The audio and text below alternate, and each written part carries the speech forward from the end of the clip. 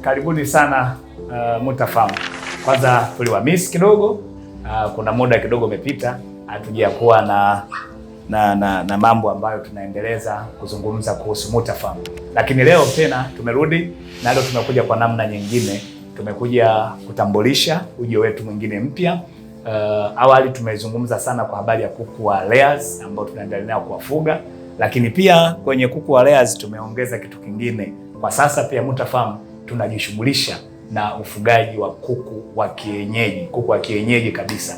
Na tulichoamua kukifanya sasa ni kwamba kwanza tumetafuta kuku ambao tumeamini, tumechagua mbegu ambao ni bora kwa maana ya wale kuku majike. Alafu pia tukatafuta majogoo kadhaa ambayo tunaamini pia ni mbegu bora ili tuweze kupata mayai. Na tulipoanza kuvuna mayai sasa kutoka kwenye kuku ambao tumewafuga na tumewachagua na kuona kwamba ni kuku bora, baada ya kupata mayai tukatafuta mashine ambayo ndio hii inaonekana hapa. Tukatafuta mashine hii mashine inaingia mayai 120 mpaka 130, inategemea na aina gani ya mayai. Kama wataweka kwali wataingia yanaweza kuingia hata mayai 150 200. Kama ni bata watashuka kwa sababu ukubwa wa yai pia nao ndio nategemea idadi ya hii mashine. Kwa hiyo tumeshaweka hayo mayai kwenye mashine na tumeshatoa bachi ya kwanza, kwa maana tumeshatoa ifaranga, na hii ambayo sasa hivi tumekuja kuitambulisha kwenu, hii ni bachi ya pili. Haya mayai ni awamu ya pili ambayo sasa nayo tumeyaweka hiyo na siku kama 5. Tunaamini baada ya siku 21 na yenyewe pia yatakwenda kutotoleshwa au kuanguliwa na tutapata pia vifaranga wengine. Hii ni namna nyingine ya kujiongeza kwenye ufugaji. Kwa hiyo tunao kuku wa layers, lakini pia kwa sasa tutakuwa tunadili au pia tunafuga kuku wa kienyeji ambao nao wanatumika kwa matumizi ya nyama na biashara na mambo mengine kadha wa kadha. Lakini mayai ambayo tunayapata kwa sasa tunayarudisha kwenye mashine kwa ajili ya kutotolesha. Lakini baadaye tukishakuwa tumefanikiwa zaidi, tutakapokuwa na kuku wengi, basi tutaanza pia kuuza na mayai ya kienyeji. Kwa hiyo tutakuwa tunauza mayai ya kienyeji na mayai ya layers. Kwa hiyo mtu au mtumiaji atachagua atumie mayai ya kienyeji au atumie mayai ya layers. Kwa hiyo hicho ndio kitu ambacho tumekileta kwenu leo wadau wetu, ili tuweze kushirikiana na kushare. Ni mashine inauzwa dukani, unaweza ukawa nayo. Hapa ni ofisini kama unavyoona, ni frame tumechukua ya Mutafarm na tunaitumia kwa ajili ya kuweka mashine yetu. Kwa hiyo unaweza ukakata chumbani kwako, hata nyumbani unaweza ukaiweka hii, ukatafuta mayai, ukatotolesha. Na baada ya kutumia muda mrefu kwenye kuku alalie, unaweza ukatumia mashine hii, alafu maisha mengine yakaendelea. Kwa hiyo niwashukuru sana wadau wetu. Karibuni sana Mutafarm. Naitwa Paul Mahui Musongo, meneja wa shamba Mutafarm. Karibuni sana. Mimi naitwa Hamadi Haruna Kigufa, ni mtaalamu kutoka Mutafarm. Niko hapa kama sehemu ya mwendelezo wa video zetu ambazo tumekuwa tukizileta kwenu nyinyi kama sehemu ya kutoa elimu na juzi, lakini pia experience mbalimbali kuhusiana na masuala ya ufugaji wa kuku. Kama alivyozungumza meneja wangu ni kwamba kwa sasa tumeona fursa nyingine na tumeamua kuichangamkia katika namna ya kipekee kidogo.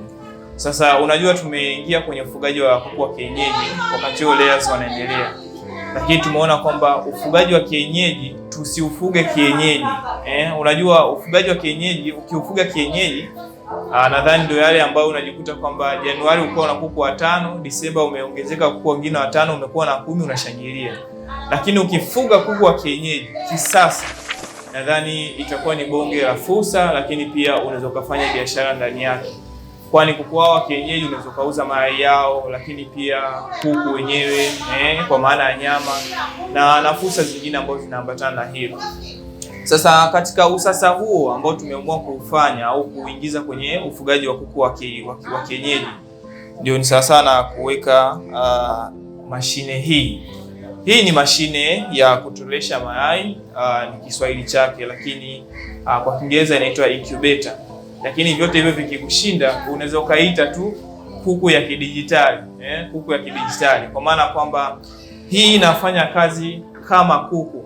Hakuna uchawi wote ambao unaofanyika hapa, isipokuwa hii imeongezewa ufanisi tu, kwa sababu hii mashine kwa namna ilivyo hapa ina uwezo wa kuchukua zaidi ya mayai 120, na hii ina depend na size. Yakiwa mayai madogo madogo zaidi kama tunavyoelewa kuitwa kienyeji, inachukua mayai hata zaidi ya hapo, lakini mayai ya wastani mayai 120. Kwa mayai ya bata inachukua pungufu ya hapo, lakini ukiweka mayai ya njiwa inaweza kaenda hata 150 plus huko. Sasa ili kuweza kutotolesha mayai 120 kwa kuku, yani kwa kutumia kwa kuku, yani ile natural incubation, inakuhitaji uwe na kuku zaidi ya 4, na yenyewe unakuwa umewekea mayai walau 10 au zaidi ya hapo. Sasa kupitia hilo tukaona kwamba kuliko kutumia kuku ambao kwa namna moja au nyingine watalalia siku 21, ambao ni sana mashine itafanya kazi siku 21. Kwa hiyo tumeona ni bora tununue mashine ambayo itafanya kazi ya kulalia yale mayai, wakati huo kuku wakifanya uendelezaji wa utagaji kama kawaida. Kama tunavyofahamu, kuku jike wana kazi kubwa 3, especially au kuku wa kienyeji. Kazi ya kwanza ni kazi ya kutaga mayai, lakini kazi ya pili kazi ya kulalia yale mayai, na kazi ya tatu ni kazi ya kulea vifaranga. Sasa katika hizo kazi 3 unaweza kufanya modification ili kuongeza uzalishaji zaidi. Kwa mfano, badala ya kuku kulalia yale mayai, tunachukua au tunatumia mashine kama hivi. Kwa hiyo tunachokifanya, tunamwachia kuku tu ile kazi ya kutaga, kwa sababu sisi binafsi hatuwezi kutaga. Kwa hiyo katika hizo kazi 3 tukimwachia kuku aweze kutaga, sisi tukaweka mayai yake kwenye incubator, lakini pia tukajikuta tunalea vile vifaranga. Ina maana tutakuwa tumepunguzia majukumu, au tunaweza kuwa tumepunguza ule muda ambao unaweza kuwa umetumika kwa kutengeneza batch moja ya vifaranga kadhaa. Kwa hiyo kupitia hilo itaongeza ufanisi, itapunguza muda na itaongeza ufanisi wa uzalishaji. Kwa hiyo mashine hii unaweza ukaiweka sehemu yoyote, ni portable, ni unaweza ukaweka sehemu yoyote. Na hapa ina mifumo tu mingine ambayo yote ni ya kawaida ambayo inafanya uweze kurahisisha namna ya kuweza kuitumia. Kwa mfano, kuna hivi vikopo ambavyo huwa tunaweka maji, na hii ni kwa ajili ya kuweza kubalance relative humidity, yani unyevu wa hewa ndani ya mashine. Lakini kuna hii sehemu ambayo ina display sensors zinazofanya kazi ndani ya mashine, kwa maana kwamba kuna temperature, lakini kuna relative humidity ambayo inakuwa in term of percentage. Lakini kuna taa iko hapa ambayo inawashiwa hapa. Taa hii inafanya kazi ya kumulika mayai, kwa sababu ili uweze kujua kwamba mayai yako yana mwendelezo upi, kwa maana kwamba either yamerutubishwa au hayajarutubishwa. Inapofikia walau kuanzia siku 7 hadi siku 10 unaweza ukayamulika. Kwa hiyo yale mayai yote ambayo yamerutubishwa unaweza ukayaacha katika mwendelezo wa kuelekea kutotolewa, lakini mayai ambayo utaona kwamba yana kasoro, kwa maana hayajarutubishwa, unaweza ukayatoa na ukareplace mayai mengine. Ndio ufanisi uko hivi. Lakini zaidi ya hapo, kuna mifumo mingine nadhani ndani inafanya kwa sababu hii ni mashine ya kisasa, inafanya turning, automatic turning, inageuza mayai yenyewe. Kiukweli kupitia hii mashine sisi tunajivunia, na kadri tunavyozidi kukua zaidi kwenye hii project, msishangae leo na kesho mkashtukia tumeleta mashine kubwa zaidi.